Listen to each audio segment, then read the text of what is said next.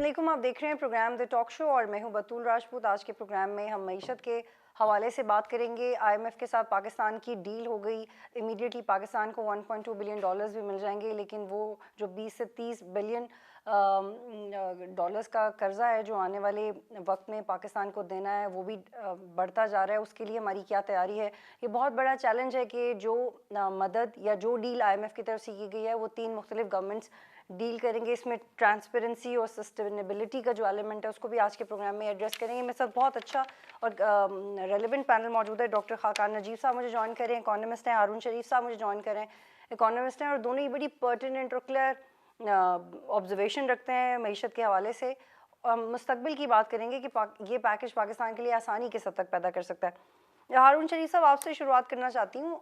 आप बताइएगा, much awaited package, it is there, थोड़ा कॉन्फिडेंस भी अब मीडिया की गुफ्तगू में आ गया है, गवर्नमेंट भी एक कॉन्फिडेंस शो करी है, लेकिन मेरा पहला सवाल ये है कि ये जो डील हो गई है इसकी पोटेंशियल यूटिलाइजेशन आप देख रहे हैं, क्या ये गवर्नमेंट क्लियर है कि एग्जैक्टली ये इसकी यूटिलाइजेशन किस तरह से करनी है, किन किन डिपार्टमेंट्स में करनी है? जी बहुत शुक्रिया। देखें, दो चीजें तो बड़ी क्लियर हैं कि आईएमएफ की डील होने से मार्केट्स में भी कॉन्फिडेंस आया है। जो हमारे दोस्त ममालिक हैं उनके भी पाकिस्तान के ऊपर थोड़ा सा एतमाद, भले 9 माह का सही मार्च तक, लेकिन वो बढ़ गया है कि अब पाकिस्तान के पास एक फ्रेमवर्क मौजूद है जिसके तहत हमने काम करना है। इसमें आई थिंक बहुत बात हो चुकी है। देखिए, 9 माह कोई तवील अरसा नहीं है। जहां तक अगर केयर टेकर सेटअप आता है उनके लिए तो कंडीशंस को मीट करना आसान होता है, क्योंकि वो लोग ए पॉलिटिकल होते हैं, टेक्निकल ज्यादा होते हैं और उनका कोई पॉलिटिकल कैपिटल का लॉस नहीं हो रहा होता। तो आई थिंक ये जो एक 9 माह का पैकेज है ये तो स्मूथली चलता रहेगा और पाकिस्तान अपनी लायबिलिटीज को भी मीट कर लेगा। सवाल ये पैदा होता है कि अब दो स्कूल ऑफ थॉट है। एक स्कूल ऑफ थॉट ये कहता है कि इस 9 माह के अंदर एक मीडियम टर्म का आईएमएफ का प्रोग्राम डेवलप करना जरूरी है, जो कि पाकिस्तान का होम ग्रोन प्रोग्राम हो, जो आईएमएफ के साथ निगोशिएट किया जाए। दूसरा स्कूल ऑफ थॉट ये कहता है, जो कि माइनॉरिटी है, लेकिन वो कहते हैं कि आईएमएफ के प्रोग्राम से पाकिस्तान के ऊपर मुश्किलात बहुत बढ़ गई हैं।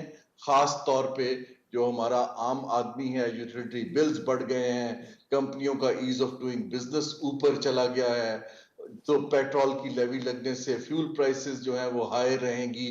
तो ये जो प्रेशर्स हैं इसमें इकोनॉमिक ग्रोथ जो है वो पॉसिबल, रिवाइवल पॉसिबल नहीं होगा और पाकिस्तान को चाहिए कि एक कोई ऑल्टरनेट स्ट्रेटजी इसके ऊपर ठीक है हारून बनाए। शरीफ साहब, please I hold you here कि वो अल्टरनेटिव स्ट्रैटेजी के साथ साथ क्या होनी चाहिए। इस पे आने से पहले खाकान नजीब साहब प्लीज़ ये वाजे कीजिएगा कि जैसे हारून शरीफ साहब भी कह रहे हैं कि अल्टरनेटिव स्ट्रैटेजी पे तो काम करेंगे, वो उस पे आते हैं, लेकिन एट द सेम टाइम ये बताएं कि जो भी बजट इस वक्त पाकिस्तान को मिल गया उसका ब्रेकडाउन ये कैसे करेंगे, या जिस तरीके से करने जा रहे हैं वो ठीक है, उसमें किस तरह का चेंज आना चाहिए, क्योंकि हम आम आदमी के लिए तो कोई फ़र्क नहीं दिख रहा है, उनकी ज़िंदगी में कोई फ़र्क नहीं आएगा। तो ये इसका ब्रेकडाउन कैसे करेंगे, ये पैसे इमीडिएटली कहाँ कहाँ इस्तेमाल होने वाला है? मितुल साहब, एक तो बात यह है कि because I have been very vocal on this कि पाकिस्तान के पास आईएमएफ से इनहराफ नहीं है, कोई राह फरार नहीं है, आज भी नहीं है, अगले 9 माह भी नहीं है, उससे आगे भी नहीं है। So let me be very very clear. ये मैं हर प्रोग्राम में कहता हूँ, हर वेबिनार पे कहता हूँ, हर अथॉरिटीज के साथ कम्युनिकेशन में कहता इसको हूँ। बंद करें। अगर आपने ये पहले कर लिया होता आपके हालात मुख्तलिफ होते। अब बजट में वो आपको क्या कह रहे हैं? वो आपको कह रहे हैं कि आप जरा अपना टैक्स टू जीडीपी रेशियो जाकर देखिए, तो वो इस वक्त 9% से भी नीचे है। यानी कि ये किसी जमाने में 12 पे चला गया था, अब 9 पे आ गया है। तो वो आपको कह रहे हैं कि ये 9200 अरब कम था, इसको बढ़ा के 9400 अरब कर दीजिए। आपने 200 अरब बढ़ा दिया। पिछले साल में हमने तकरीबन इस साल के लिए, and this is the exact figure, 1118 अरब रुपए के नए टैक्सेस लगाए हैं, 1118 बिलियन रुपीस के। ये 9400 से बहुत ज्यादा का पोटेंशियल है पाकिस्तान का टैक्स कलेक्शन का। 30% तो टैक्स गैप ही है, यानी कि जो टैक्सेस लगे हुए हैं और जो एक्चुअल कलेक्शन होती है। So let's be very clear कि कल सुबह आप ये डिसाइड कर लेते हैं, मतलब छोड़िए आईएमएफ को, छोड़िए सारी दुनिया को, आप कल सुबह डिसाइड कर लेते हैं कि यार I want to collect everything जो हमने लागू किया हुआ है, तो आपका 30% टैक्स कलेक्शन बढ़ जानी चाहिए फ्रॉम दिस 8,000 और सो लेवल। आपको आज भी 10-12 हज़ार ईजिली कलेक्ट करना चाहिए। अब आपने उस पे कई चीजें छोड़ी हुई हैं, आप उनको छोड़े भी रखें, रिटेल छोड़ा हुआ है आपने, प्रॉपर्टी छोड़ी हुई है, एग्रीकल्चर इनकम टैक्स छोड़ा हुआ है, इनहेरिटेंस टैक्स छोड़ा हुआ है, ये तो है कलीदी फैसले, ये तो आप नहीं कर सकते। बट अगर आप सिर्फ इस वक्त टैक्स को, जिसको हम कहते हैं ना इन्फोर्समेंट, वो कर लें तो आपका ये 9400 अरब कहीं नहीं गया। आई मीन इसको बहुत इजीली बाईपास कर जाएंगे आप। अब दूसरी साइड है आपकी जो आप नहीं कर पाएंगे अगले 9 माह में, वो है एक्सपेंडिचर मैनेजमेंट। वो आप इसलिए नहीं कर पाएंगे, Batool actually we always talked a lot on the tax structure, but problem ये है कि पाकिस्तान का एक्सपेंडिचर जो मैनेजमेंट है ना, it has overtaken the need to reform anything else. अब आप कहेंगे ये मैं क्यों कह रहा अच्छा हूँ, खाकान मैं नजीब जब साहब, ये एक बड़ा बहुत अच्छा पॉइंट है, लेकिन मैं सिर्फ इसमें अंडरस्टैंडिंग के लिए ऐड करना चाह रही हूँ। रिसेंटली मैं आबिद सलेरी साहब को एक प्रोग्राम में सुन रही थी, तो उन्होंने बड़ी क्लैरिफिकेशंस दी समझाने के लिए कि ऐसा नहीं कि कभी फॉर एग्जांपल डिफेंस बजट पे कट डाउन नहीं आता, रिसेंटली बड़ी चेंजेस आई हैं। तो मुझे बताएं कि when we talk about expenditures, तो फिर हम ओवरऑल बात करते हैं या आप इस डिपार्टमेंट की भी बात करें, क्योंकि उन्होंने कहा कि उनके मुताबिक एक्सपेंडिचर्स पे काफ़ी रिविजिट कर रही है गवर्नमेंट। देखें, एक तो बात यह कि ये रीविजिट का ना एक एक्सटेंट होती है। बतूल साहब, आप बड़ा क्लियर अपने माइंड में कर लें, जो आज का चैलेंज है ना पाकिस्तान का, ये मैं 25 साल से तो पाकिस्तान की इकोनॉमी को मतलब देख भी रहा हूँ, स्टूडेंट भी रहा हूँ, पढ़ भी रहा हूँ, ये कभी नहीं आया पहले। आपने कभी डिफॉल्ट का लफ्ज पाकिस्तान में 20 साल पहले सुना था? नहीं सुना था ना। ये चैलेंज बड़ा मुख्तलिफ है। मसलन ये चैलेंज एक्सपेंडिचर साइड पे क्या है, आज से 6-7 साल पहले मैं एक टेबल पे मौजूद था फाइनेंस मिनिस्ट्री में, तो हम पेंशन्स डिस्कस कर रहे थे, और हम तब भी एक कमेटी बना रहे थे कि ये पेंशन का कर दें। मैंने कहा यार कमेटी ना बनाएं, let us do this work, we will get it right. बहरहाल कमेटी बन गई। उस वक्त 250 अरब पेंशन पे जाती थी, तो मैंने कहा ये 500 अरब हो जानी है अगले कुछ सालों में। I was wrong. 801 अरब रुपए की पेंशन है इस साल की फेडरल गवर्नमेंट की। अगर मैं प्रोविंशियल डाल लूं तो ये 1400-1500 अरब पे चली जाती है। आप मुझे बताइए आपने क्या करना है। हमने कोई भी रिफॉर्म पेंशन का बजट में उस तरह का नहीं रखा जो आपको सर्जरी करने की जरूरत है, नंबर 1। नंबर 2, आप आ जाएं, एक जनरल सब्सिडी रजीम है, 1074 अरब रुपया हम देंगे सब्सिडीज में। इसकी जो वर्स्ट बात है ना, वो ये है कि मैं जब 2 और 4 रुपए की बिजली दे रहा हूं ना अपने गरीब आदमी को, वो शायद ये सोच रहा है कि यार बिजली इतने की है, स्टेट तो मेरे लिए कर ही कुछ नहीं रही। Absolutely wrong. मैं 24 रुपए की बिजली ले रहा हूं और 4 रुपए की उसको दे रहा हूं। मैं ये कह रहा हूं कि आप उसको पैसे दीजिए उसके घर पे, उसे कहिए बिजली लेनी है 24 की ले लो, सेहत लेनी है जाके खरीद लो, एजुकेशन लेनी है जाके खरीद लो। Pakistan is really ripe for expenditure reform. अभी डिफेंस पे भी आ जाते हैं। अब आप आगे चलिए, पीएसडीपी के 1700 प्रोजेक्ट चल रहे हैं बतूल साहबा। ये मेरे फिगर बेशक नोट कर लीजिएगा, बिकॉज मैं बहुत तहकीक करता हूँ, शौक से करता हूँ पाकिस्तान पे। ये 16 साल में कंप्लीट नहीं होंगे। आप मुझे बता दीजिए कि आपने इनके साथ क्या करना है। आप ये इनको जब आप उन्हीं काटने प्रोजेक्ट्स की जाएंगे, बात कर रहे हैं जो अभी इसी गवर्नमेंट ने लॉन्च किए हैं पहले वाले? नहीं, जो जो शुरू मतलब पिछले 5-8-10 साल से चल रहे हैं, इस गवर्नमेंट ने 300 नए लॉन्च कर दिए हैं। नहीं करने चाहिए थे, चलें ये मतलब हर गवर्नमेंट आके कर देती है, सो आप इनका फैसला कर लीजिए। अब जरा आप आगे चलिए, ये सबसे इंपॉर्टेंट बात आपको मैं कह रहा हूँ, आईएमएफ का कोई ताल्लुक नहीं है। मतलब हम आईएमएफ को चूंकि अब कर चुके हैं, मैं और मैं, आप मुझसे पूछ लीजिएगा, मैं आपको 4 चीजें बता के जाऊंगा जो पाकिस्तान ने करनी है। कोई हुकूमत आ जाए, एस्टैब्लिशमेंट कर ले, कोई कर ले, करनी यही है। आईएमएफ करना था, उसके बाद 3 और रह गई हैं। अब आप ये सोचिए कि 17 ऐसे सब्जेक्ट हैं इस वक्त हमारे पास जी जी जो हम खाकान फेडरल नजीब में साहब, चला इसी से रहे हैं। कंटिन्यू करते हैं, इसी से कंटिन्यू करते हैं, ब्रेक लेंगे फिर वापस आएंगे।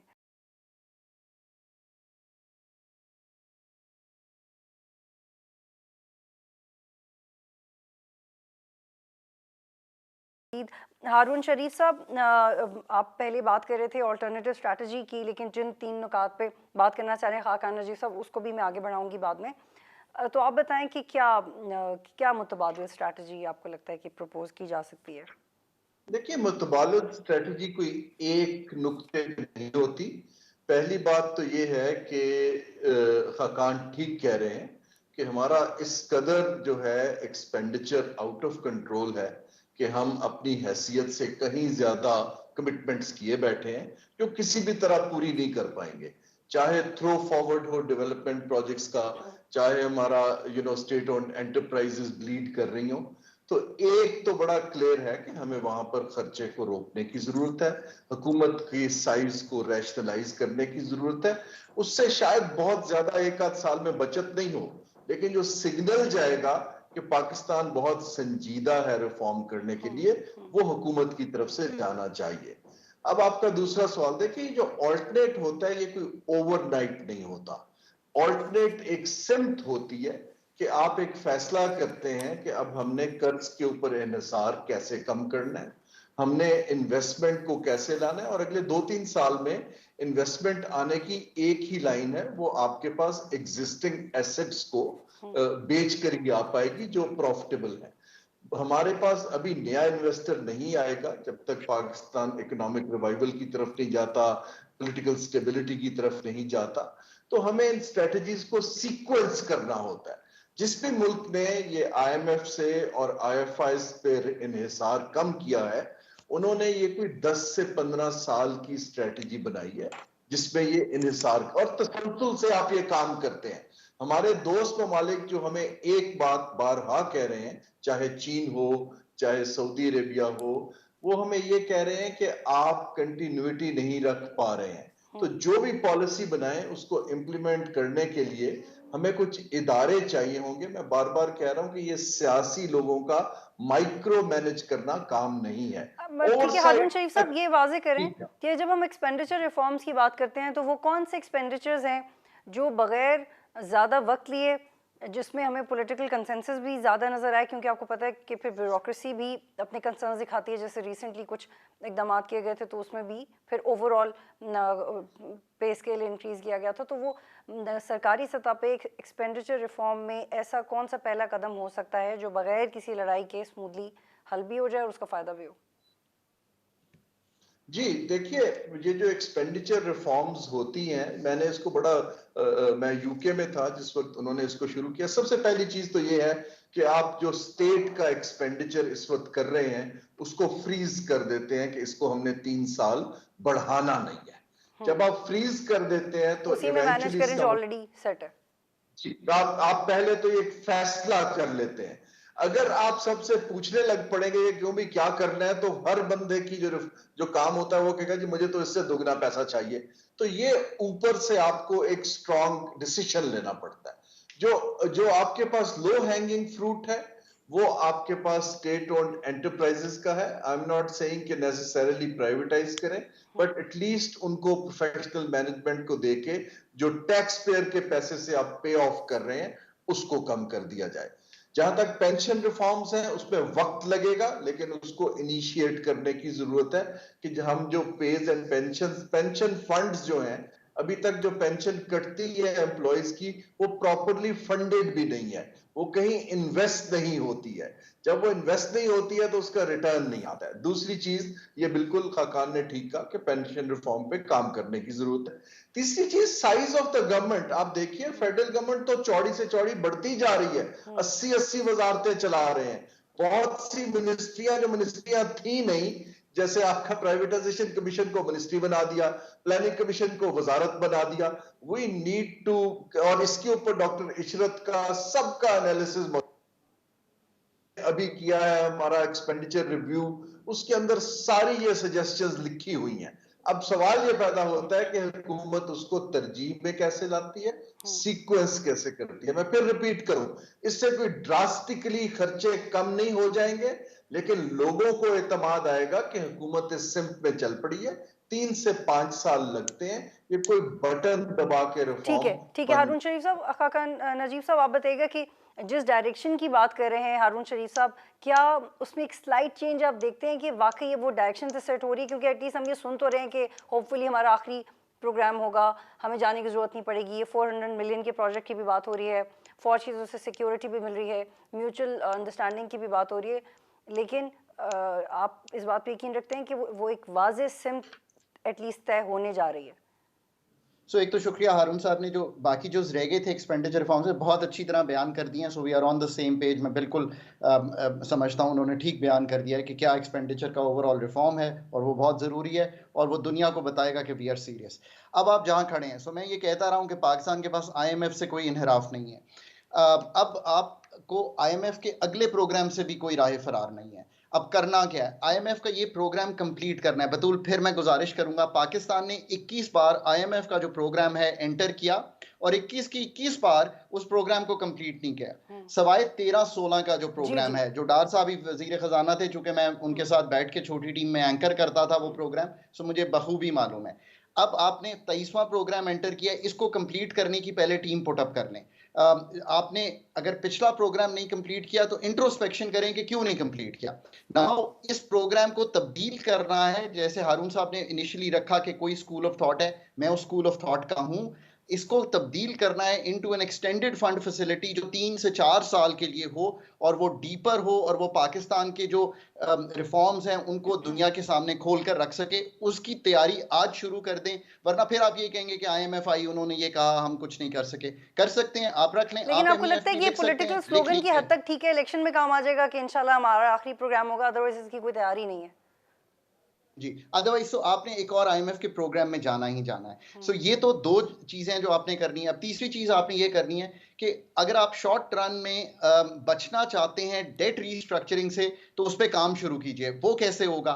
वो ऐसे होगा कि पाकिस्तान की हम एक रीप्रोफाइलिंग डेट की, पब्लिक डेट की भी, और ये मैं आपके प्रोग्राम में, मैंने ये पहले कभी बात नहीं की, अब मैंने देखना शुरू किया है और कुछ पढ़ा भी है इस पे। तो जो IPPs का भी डेट है उसकी भी रीप्रोफाइलिंग शुरू करें ताकि बिजली के सेक्टर को संभालना शुरू करें। ये तीसरा काम है। Again there is no competence to handle this in the state apparatus. इसको बिल्ड करना पड़ेगा। इसके दुनिया भर में लोग हैं जो आके आपको सजेस्ट करते हैं। वो पर्चा जो लिखेंगे वो दुनिया को भी एक्सेप्टेबल होगा, IMF की अम्ब्रेला होगी, आप ये कर जाएंगे। आखिरी चीज वो करनी है जो हारून साहब ने आपके रखी, कि आपको स्ट्रक्चरल रिफॉर्म का अपना एजेंडा लिखना है। मैं हारून भाई से यहां पे भी एग्री करता हूं। इसका आसान जुज जो है ना, बहुत आसान और जरूरी, वो ये है कि आप 2 RLNG पावर प्लांट्स बेच दें। ये मैं क्यों कहता हूं? एक दुनिया में फिर सिग्नल जाएगा कि यार Pakistan is not carrying only a begging बोल, पर जो प्लांट्स की बात कर रही हैं उसको हम जैसे कहते हैं ब्राउन फील्ड इन्वेस्टमेंट। उससे मतलब है कि प्लांट्स लगे हुए थे, चल रहे थे, गारंटीज खड़ी थी, LNG आ रही थी, सब कुछ क्लियर था, let's go and sell them. मैं ये बात 2017 में टेबल पर बैठकर कर चुका हूं सरकार में, आज 2023 में बाहर बैठकर भी यही कर रहा हूं। ये मुझे सिर्फ सिग्नल के लिए बेचने हैं, दुनिया को दिखाने के लिए। So your investment would start, आपके SOEs एक दफा वो रैटल हो जाएंगी कि ये तो सीरियस हो गए हैं बेचने के लिए। फिर डिस्कोस को बेचिए, फिर PPP कीजिए। कई एरियाज में करनी पड़ेगी, कई एरियाज में मैनेजमेंट कंट्रोल देना पड़ेगा, कई एरियाज में आपको, जैसे हमने PTCL में मैनेजमेंट आउटसोर्स किया 26% पे, वो करनी पड़ेगी। अगेन ये कौन करेगा? जैसे सही फरमा रहे थे हारून साहब कि यार प्राइवेटाइजेशन कमीशन ही रहने दें, उसको कॉर्पोरेट बॉडी ही रहने दें। उसका एक चेयरपर्सन, एक खातून लाएं जो कहीं JP मॉर्गन में काम करती हो, उसको सैलरी दें, उसे कहीं टीम बनाए और आकर काम करे। देखिए ना, ये काम है करने वाले। अब अगर ये सारे काम नहीं करेंगे, 1.5 साल बाद मुझे दोबारा इंटरव्यू कर लीजिएगा, मैं फिर आपको कह रहा हूँ कि बड़ी मुश्किल से IMF में गए हैं, बड़ी मुश्किल हो रही है। And that is Pakistan. ये कोई रॉकेट साइंस नहीं है। थिंग्स आर वेरी लेकिन क्लियर। लेकिन अब बड़े कुछ लोगों हमें ने कुछ नई नई तहकीक कर चीजें छोड़ी सुनने है। को मिल रही हैं। ब्रेक लेंगे, फिर वापस आएंगे।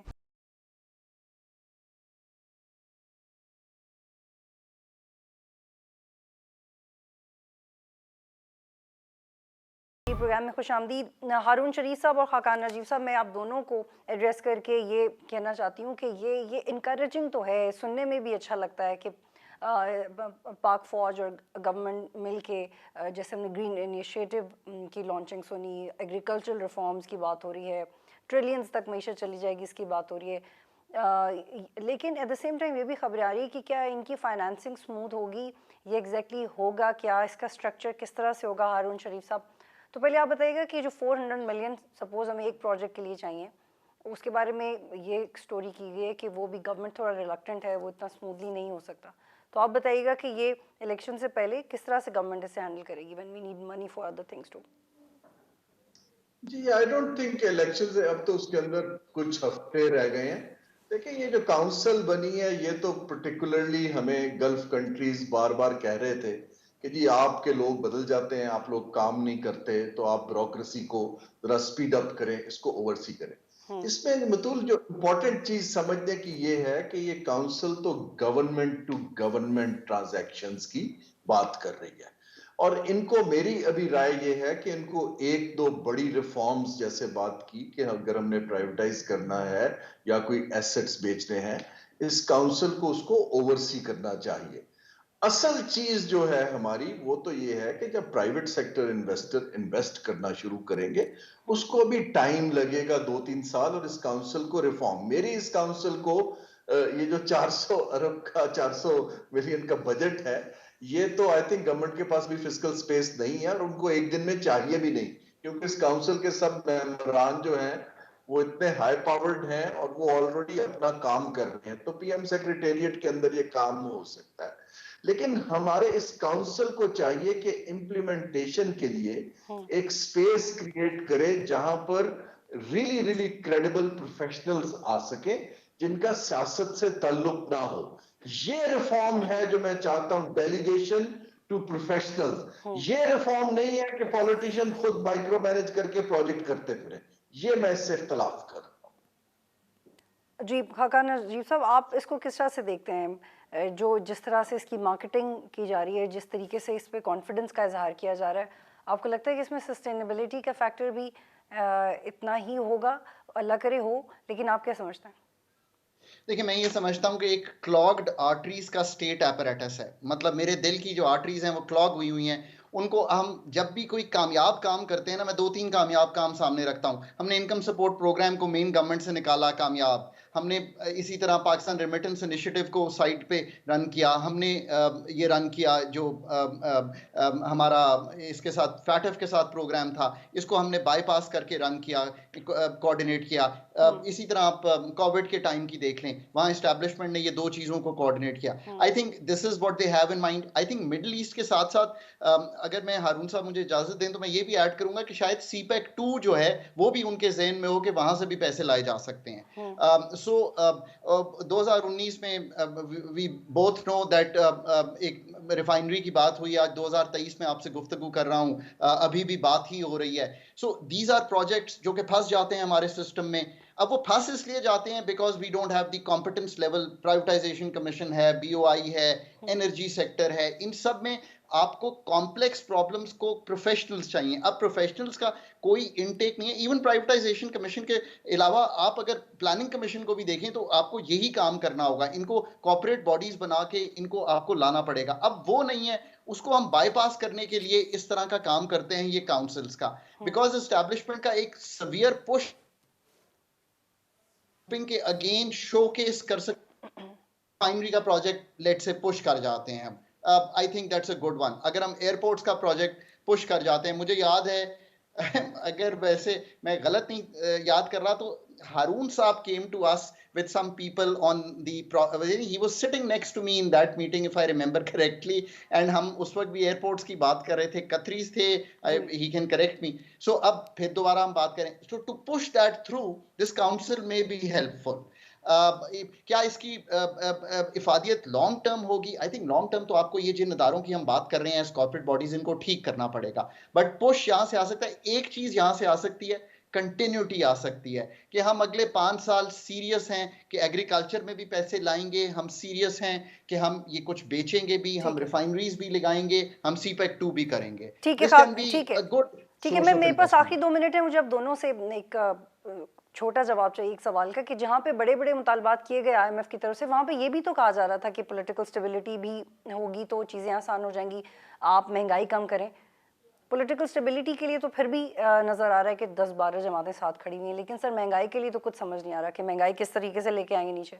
हारून शरीफ साहब जी, ये देखिए, टू बी वेरी ऑनेस्ट, ये महंगाई को नीचे लाना इस वक्त पाकिस्तान के लिए सबसे बड़ा चैलेंज है। और इसके जो है खाली मॉनेटरी पॉलिसी इंटरवेंशन से हमने बारहा देखा है कि ये कंट्रोल नहीं हो रहा। ये तो जब तक सूबों की, डिस्ट्रिक्ट्स की, हुकूमत की, मार्केट्स की बड़ी एक विगरस कोऑर्डिनेशन नहीं होती, तो मुझे तो ये जो है वैल्यू चेन्स के अंदर गैप्स और जो होर्डिंग्स हो रही हैं और जहां जहां मार्जिन्स आ रहे हैं, इसके ऊपर बड़ा ही एक नई हुकूमत शायद काम कर पाए। और ये देखें ना, मुसलसल आप 30% पे चल रहे हैं, बल्कि अभी तो जो सेंसिटिव प्राइस इंडेक्स शायद थोड़ा सा और ऊपर जाता दिखाई दे रहा है। तो हमें इस पे इसका एक सोशल इम्पैक्ट बहुत बड़ा है, क्योंकि जो सफेद पोश फिक्स्ड इनकम तबका है उसको रिलीफ देने का हमारे पास मैकेनिज्म नहीं है। और खाली इंटरेस्ट रेट को 22% पे रख के पॉलिसी रेट को ये कंट्रोल नहीं होगा। आई होप कि अगली हुकूमत जो है उसका सूबों के साथ और नीचे कोऑर्डिनेशन जी बेहतर बिल्कुल। हो, खाकान नजीब साहब, सिर्फ फ्रेगमेंटेशन। एक जुमला आपकी तरफ से कि महंगाई क्या, महंगाई तो कम नहीं होने जा रही है तो नजर आ रहा है, लेकिन क्या इलेक्शन में सियासी जमातें ये दावा करने की हिम्मत कर सकेंगी कि हमें आने दें, हम महंगाई आपको कम करके दिखाते हैं, जैसे देखिए, पीडीएम ने महंगाई कहा था? कम करने के लिए ना कलीदी फैसले नारे करने पड़ेंगे। लगाने का एनर्जी एटलीस्ट सेक्टर, पोजीशन में होंगे। जी, एनर्जी सेक्टर को ठीक करें, पैदावारी सलाहियत बढ़ाएं, कुछ दुनिया को बेचें, चाहे ताकि रुपए की कदर मुस्तहकम हो, ताकि इंपोर्टेड इन्फ्लेशन कम हो, सप्लाई साइड के सारे ड्राइवर्स को ठीक करें। ये सारे काम बड़े मुश्किल हैं करने वाले, ये ठीक है, अगले 2-3 साल में होंगे, तो आपकी महंगाई लॉन्ग टर्म बेसिस पे कम होगी। ठीक है, बहुत शुक्रिया हारून शरीफ साहब, डॉक्टर खाकान नजीब साहब जो प्रोग्राम में ज्वाइन कर रहे थे। इजाजत दीजिए, अल्लाह हाफ़िज़।